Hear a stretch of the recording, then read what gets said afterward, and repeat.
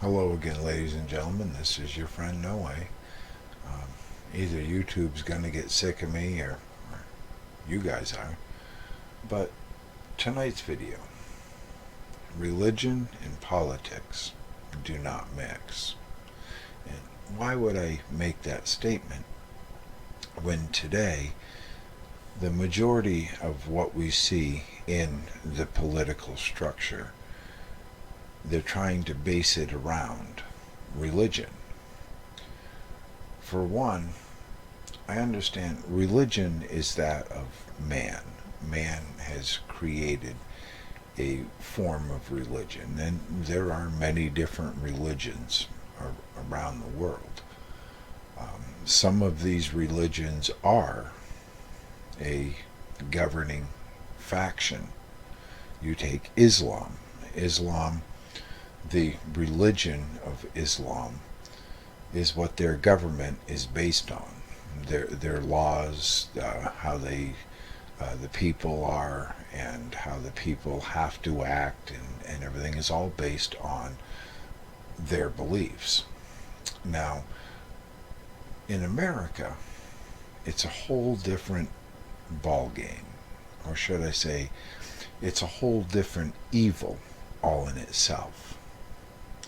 First and foremost, as you've heard me say many a times, is most of the belief structure in America is being forced to adhere to what is called Catholicism.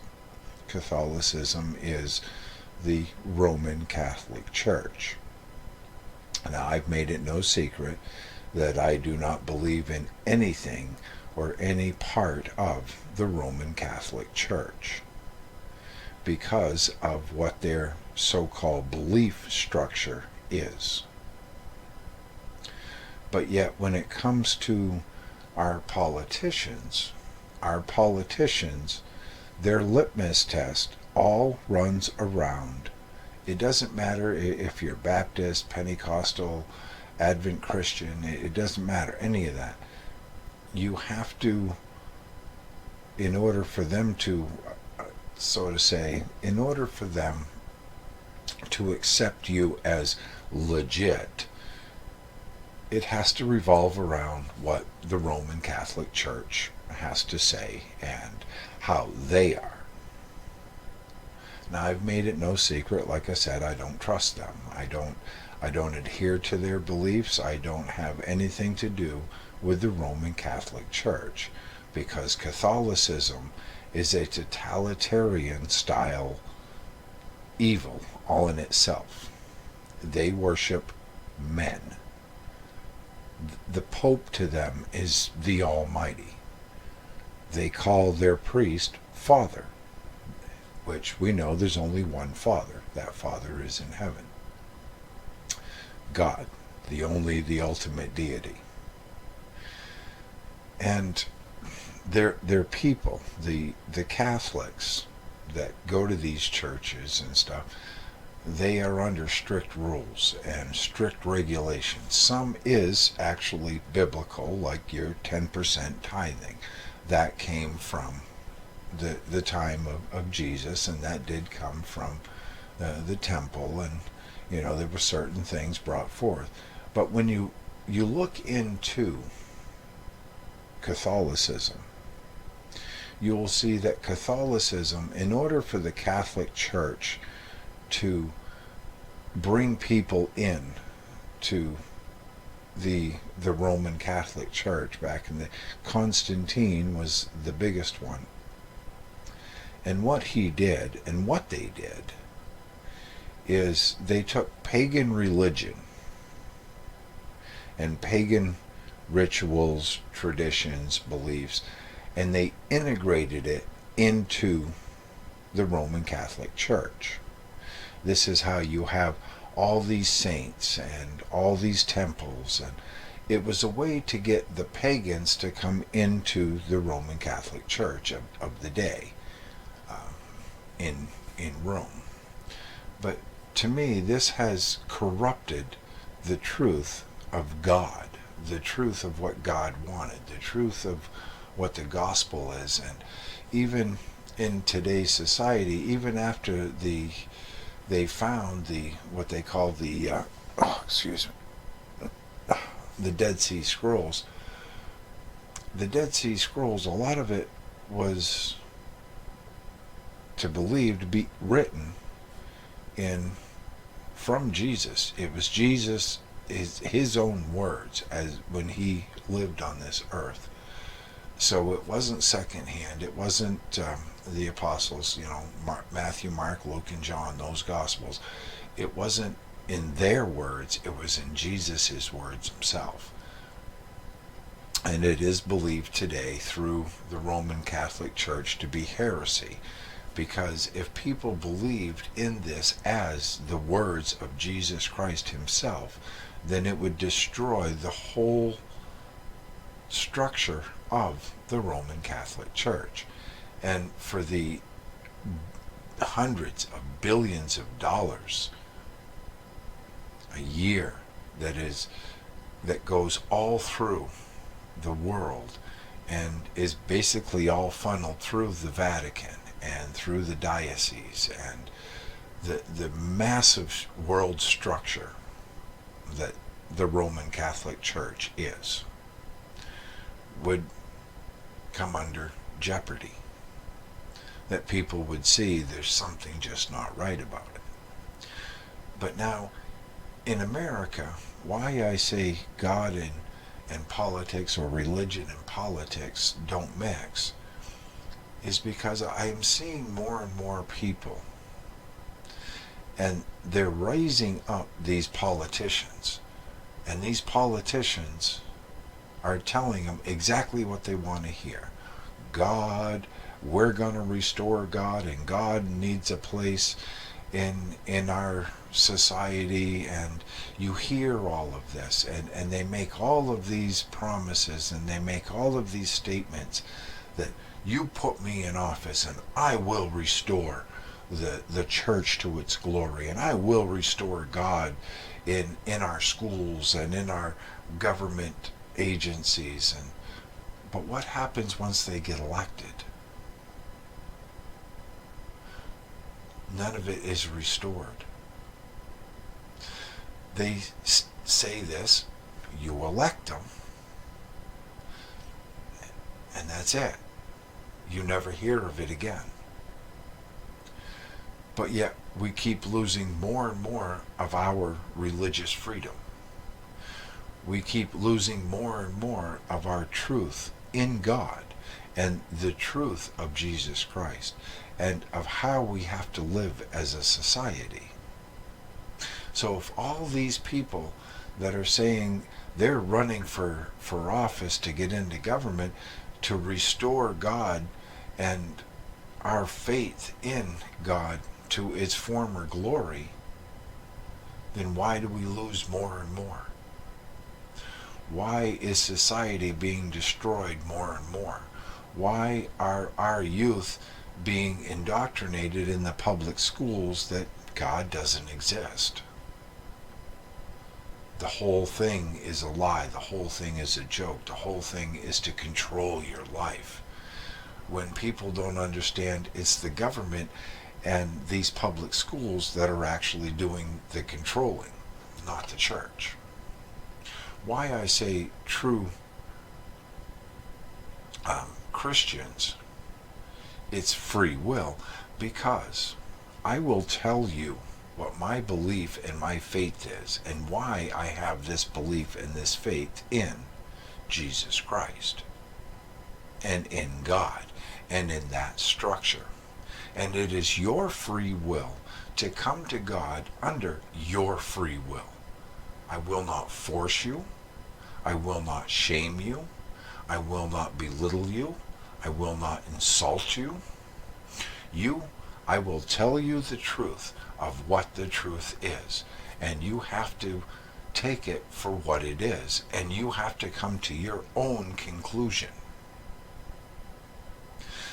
Now, with the hatred for God or the hatred for the church, what do what do you see in Hollywood, and what do you see through our government, and what do you see through our elected officials? Like I said, I've seen Nancy Pelosi talk about, oh, doing this and doing that, always the godly thing to do. But yet, let's look at a politician. Why do God and politics not mix? Well, God is of truth, of honesty, of morals, of principles and values. And actually, when you look at the founding fathers, when they created this country and they constructed the Constitution and the Bill of Rights within it, it was based on those Christian morals and values and principles that were taught within the Bible.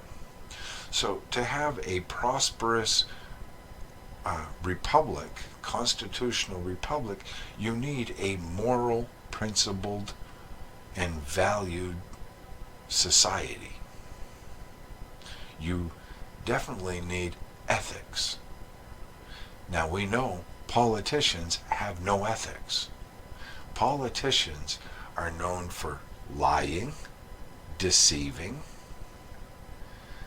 Why, I say this is, well, look at many politicians. You can say, oh, wow, my politician's great. But your politician, every politician out there, from your town to your county to your state to the federal government, they all do what? Well, when they're in office, they take from you for their own personal gain. Where in the Bible does it say to take from people for your own personal gain? It doesn't. The Bible is for you, for what God gives to you and allows you to have in your life. The money you make, whatever material things that you acquire, you are judged through God at that point of what you do for others with what you have received. So, politicians, they make it sound like, well, I'm taking from you to help these other people. But who's always first in line? Well, the politician is. The politician gives themselves a raise. The politician gives themselves better working conditions and better homes and better food and better everything. And everything revolves around what they want, and then you get the crumbs. The society, the so-called poor, as they claim, they get the crumbs. But they've made it so that people now, well, they don't really believe in the truth in God. They don't understand that if you were allowed to make a living, create a business, and have these things, then if you are of an ethical, moral, principled, valued individual, then you will give freely of yourself to these other people, the needy, of something happened at no fault of their own. See, back before the government became so self-absorbed with taking everything from society, why did they call them community churches? Because it was the church that helped people. Well, this family fell on hard times, and the church would come together and they would help that family, and that family would get back on their feet, and they would get back to being able to take care of themselves, making the money they needed, making the gaining the material or whatever it is within their life. Excuse me, I know, itches. But it was the church that looked out for the community. And then when you went to another community, well, you had another church, and that church looked out for that community. Well, through the corruption of time, what has even, let me back up a bit. What has government done with religion even 2,000 years ago when Jesus walked on this earth and when Jesus was here? Who pushed for the crucifixion and the death of Jesus Christ? The government did. One part of the government, which was the Jewish government, the Pharisees and the scribes and the authoritative figure over the Jewish people. And they even went as far as trying to use the Roman government to back them up. And why was this? Because at the time, the truth that Jesus was bringing forth was not their truth. So, religion being in the politics of that day, they persecuted, crucified, and destroyed their own Messiah that was told of throughout the Old Testament, throughout the prophecies within the Old Testament. They weren't even, because it was a threat to their authority. So what do we see in today's society? Why does religion as a whole need to be destroyed for what religion should be? Why does God need to be marginalized and cut down to he's not the authoritative figure? We are. Because God, our faith in God and in the Son, Jesus Christ, is a threat to their authority over us.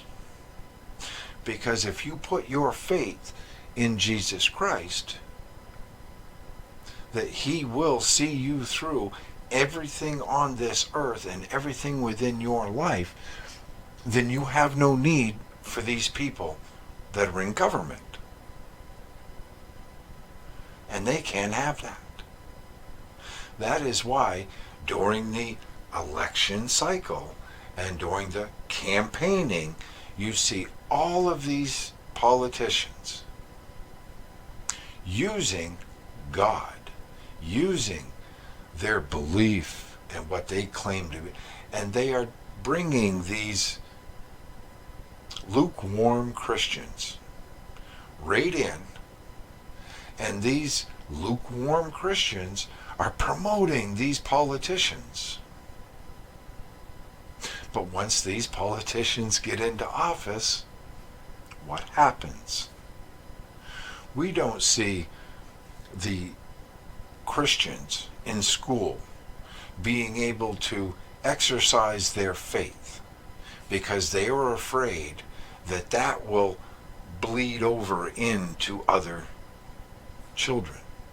They will see there is a more kinder, gentler way to live with ethics and morals and principles and values. And do you think that they would be doing what they're doing with this gender stuff and with this other thing that, we're not allowed to mention because that's no? Do you think that if God still had a strong presence within the morals, principles, and values within our school system, we would have the sin and the filth that we see today? No.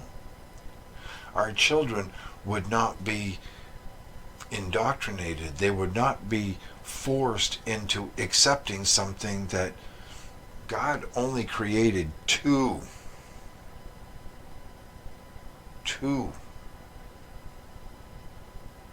Everything in there only has two, and you know what I'm talking about. So if God still had a strong presence within our society, within our school, within the ethics and morals and stuff of our government, then we would have a more righteous, ethical, moral, principled valued society. But we don't. So when a politician tries to talk with me and I mention and I make it first known, well known, and right out forth, I believe in God and I trust in God. And they start in with their, okay, I got to tell him this. But they just told the atheist what he wanted to hear. They told the agnostic what they wanted to hear. They told the skeptic what they wanted to hear. And now they're going to tell me what I want to hear. But they have a problem with me because I will put them to the test. And I can usually make them trip up every time. Why are you taking the morals and the principles out of our schools?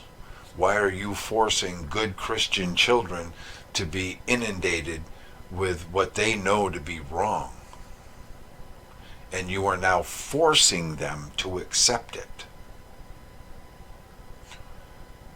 Are you going to stop that? Oh, yes, I am. Well, no, you're not. Because you never did, and you never can. How many of these good Christians that fought to get in and you voted for them because they told you they were going to, how many of them have gotten together and drawn up bills to get this filth away from our children? To get this indoctrination and attack on morals and principles and values away from our children? None of them. None of them. So I'm going to leave you with something to think of. Jesus does not want the right wing or the left wing. He wants the whole bird. And our government,